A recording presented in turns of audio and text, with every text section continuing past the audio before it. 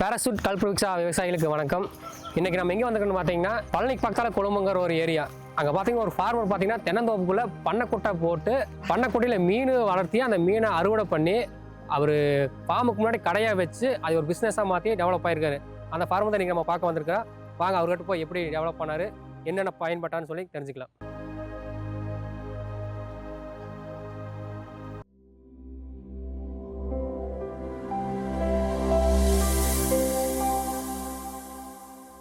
அண்ணா வணக்கங்கண்ணா. வணக்கங்க. நம்ம பேருங்கண்ணா? கார்த்திகேயன் கொழும்பம். ஓகேங்கண்ணா. இப்போ தென்னை விவசாயம் எத்தனை வருஷமாக பண்ணுறீங்க? 30 வருஷமா வச்சுங்க தென்னை மரம் வச்சு. அண்ணா இப்போ தென்னந்தோப்புக்குள்ளே இந்த மாதிரி பண்ணைக்குட்டை போட்டு மீன் வளர்த்தலாங்கிற ஐடியா நல்லா பண்ணியிருக்கீங்க. இந்த ஐடியா உங்களுக்கு எப்படி கிடச்சிச்சு, அதன் மூலிமா உங்களுக்கு என்ன லாபம் கிடைச்சதா, அதை பற்றி கொஞ்சம் விளக்கமாக சொன்னீங்கன்னா நல்லாயிருக்கும். ஃபஸ்ட்டு வந்து தண்ணி சேமிப்புக்காக போட்டோங்க ஒரு குட்டை, மீன் குட்டைன்னு இல்லாமல் தண்ணி சேமிப்புக்காக குட்டை போட்டோங்க. சரிங்கண்ணா. அப்போ குட்டை போட்டு சீட்டெல்லாம் போட்டு தண்ணி வாய்ச்சிட்டு இருந்தது. சரிங்க. மீன் வளர்க்கலான்னு சொல்லி போட்டு யூடியூப்லாம் பார்த்தோங்க. சரிங்க. அப்புறம் பார்த்துட்டு அதுக்கு தகுந்த மாதிரி ட்ரைனிங் எல்லாம் கொடுத்தாங்க கவர்மெண்ட்டில். சரிங்க. கவர்மெண்ட்டில் கொடுத்தாங்க, அதுக்கெல்லாம் போய் அட்டன் பண்ணி அப்புறம் இப்போ மீன் வளர்த்தி எப்படின்னு சொல்லி போட்டு சீட்டெல்லாம் விரித்து இது எத்தனை ஸ்கொயர் ஃபீட்டுக்கு மீன் வரலாம் அப்படின்னலாம் அவங்க ஒரு ஸ்டாட்டிஸ்டிக் ரிப்போர்ட் வச்சுருக்குறாங்க. சரிங்க. அதன்படியாக இதில் வந்து 2500 ஸ்கொயர் ஃபீட்டுங்க இது. சரிங்க. 2500 ஸ்கொயர் ஃபீட்டில் ஒரு 500 வந்து மீனாக வளர்த்தலாம். சரிங்க. இதே வந்து குஞ்சா வாங்கி கொஞ்சம் பெருசாக வாங்கி விற்கிறோம்னா ஒரு 5000 வாங்கி நம்ம விடலாம். 100 கிராம் சைஸில் எடுத்து கொடுக்குற மாதிரி ஆயிக்குங்க. சரிங்க. இப்படி தான் போயிட்டு இருக்குது. நம்ம 1 கிலோ சைஸ்லும் வளர்த்திக்கலாம். இது வந்து ஒரு 500 கிலோ எடைங்க. இது 2500 ஸ்கொயர் ஃபீட்டில் 500 கிலோ வளர்த்தலாம். சரிங்க. அது 500 கிலோ வந்தோன்னா நம்ம எடுத்துடணும். அது என்ன சைஸாக இருந்தாலும் சரி. சரி. நம்ம எண்ணெய் கம்மியாக விட்டால் எடை ஜாஸ்தியாக வரும். எண்ணெய் அதிகமாக செய்யுதுன்னா ஒவ்வொரு மீனுடைய கிலோகிராம் கம்மியாக.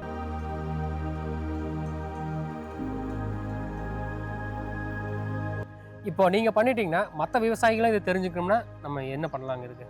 நம்ம இங்கேயே வந்து நேரடியாக ஃபீல்டு விசிட்டும் காமிக்கிறோமுங்க. சரிங்க. நம்ம அவங்களுக்கு வந்து போய் நம்ம அக்கம் பக்கம் விவசாயம் ஒரு 2 டிஸ்ட்ரிக்ட் பக்கத்தில் திருப்பூர், கோயம்புத்தூரில் வந்து நம்ம எங்கே இருந்தாலும் போய் இப்போ நீங்கள் பண்ணி கொடுத்துட்டுருக்கீங்களா?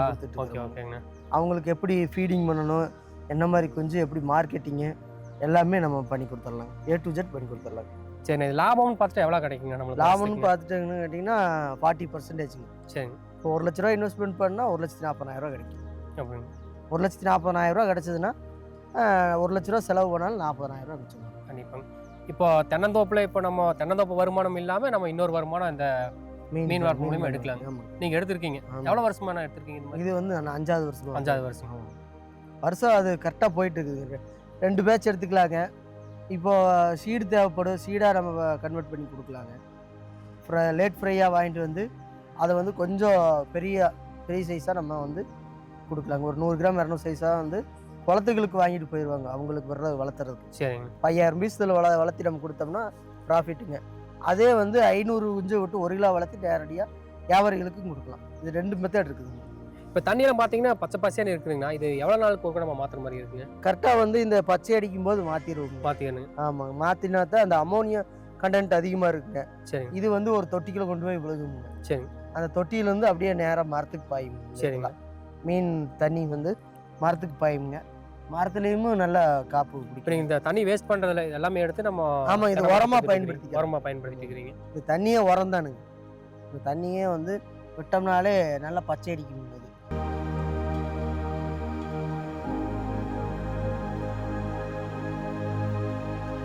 இப்போ அந்த மீனுக்கு பார்த்தீங்கன்னா நம்ம ஏதாவது ஃபுட் மாதிரி கொடுக்கணுங்க. தீவனம் எது மாதிரி கொடுக்குறீங்க? அதுக்குங்க தீவனம் வந்து விற்கிதுங்க. க்ரோவெல்ல விற்கிதுங்க.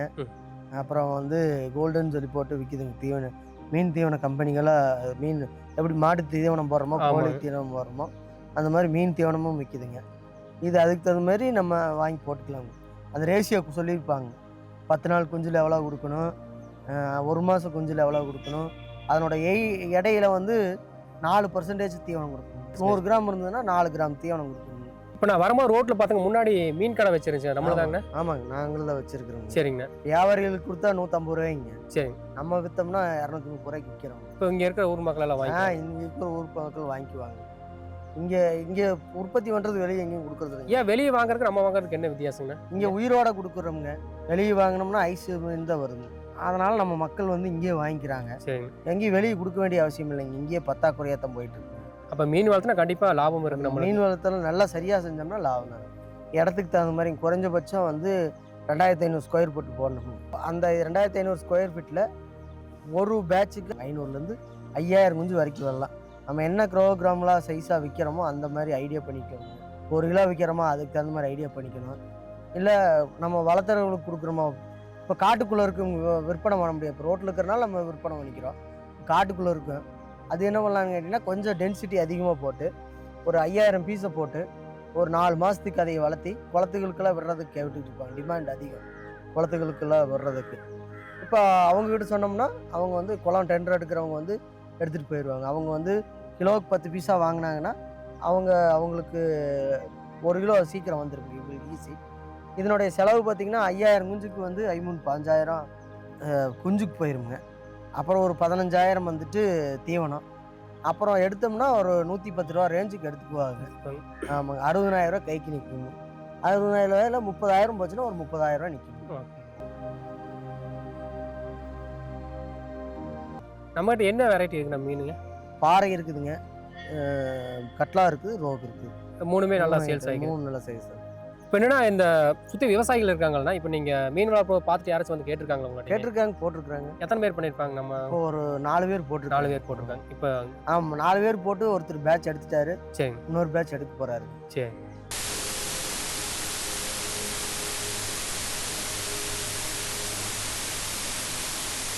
இவ்வளோ நேரம் மீன் வளர்ப்பு பற்றி என்ன சொன்னார், அதில் என்னென்ன பெனிஃபிட்னு சொன்னார். கண்டிப்பாக எல்லா விவசாயிகளும் மீன் வளர்த்துங்க. மீன் வளர்ப்பில் பார்த்தீங்கன்னா ரொம்ப லாபம் இருக்குது. தென்னந்தோப்பில் நீங்களே ஒரு சின்ன பண்ணைக்குட்டை மாதிரி அமைச்சு நீங்களே மீன் வளர்த்தலாம். இந்த மீனை கொண்டு போய் நம்ம குட்டையில் விட்டுடலாம் மறுபடியும். வாங்க. அவ்வளோ.